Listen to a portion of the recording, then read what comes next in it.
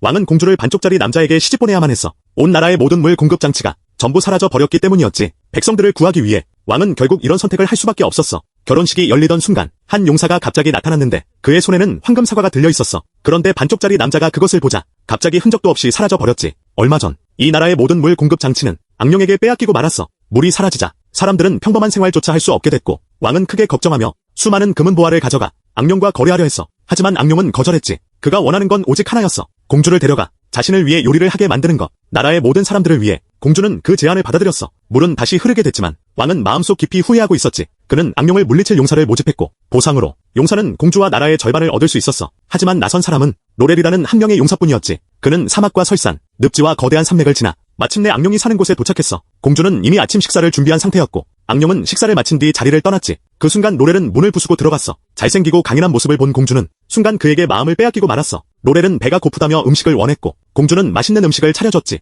배불리 먹은 로렐은 침대 위에 누워 잠들어 버렸어. 그때 악령이 돌아왔고 침대 위에 있는 남자를 본 악령은 분노했어. 악령은 칼을 들고 다가왔는데 공주는 다급하게 외쳤지만 로렐은 아무리 불러도 깨어나지 않았어. 공주는 걱정에 눈물을 흘렸고 그 눈물 한 방울이 로렐의 얼굴에 떨어졌지. 그 순간 로렐이 깨어났어. 그리고 악령과 치열한 싸움을 시작했어. 결국 집이 무너지는 순간 악령도 여러 조각으로 쓰러지고 말았지. 모든 힘을 다 쓴 로렐은 공주에게 요리를 해달라고 부탁했어. 폐허가 된 모습을 본 공주는 어쩔 수 없이 악령을 구워 요리했지. 그런데 어디선가 반쪽짜리 남자가 나타났어. 그는 로렐이 잠든 사이 검으로 그를 쓰러뜨렸고 공주 역시 그를 따라갈 수밖에 없었어. 왕은 딸이 돌아왔다는 소식에 기뻐했지만 반쪽짜리 사위를 보자 얼굴이 굳어버렸지. 하지만 이미 한 약속이 있었기에 결국 받아들일 수밖에 없었어. 그런데 반쪽짜리 남자는 몰랐어. 로렐이 다시 살아났다는 사실을. 로렐은 비둘기의 이야기를 통해 반쪽짜리 남자를 이길 방법을 알게 됐고 수많은 고난 끝에 동굴 속 토끼를 찾아냈어. 그리고 토끼의 뱃속에서 황금 사과를 손에 넣었지. 그는 단숨에 지렁이 8마리를 물리쳤고 사과를 들고 공주의 결혼식장으로 향했어. 황금 사과를 높이 들어 앞으로 나아가려던 순간 로렐은 그만 미끄러지고 말았어.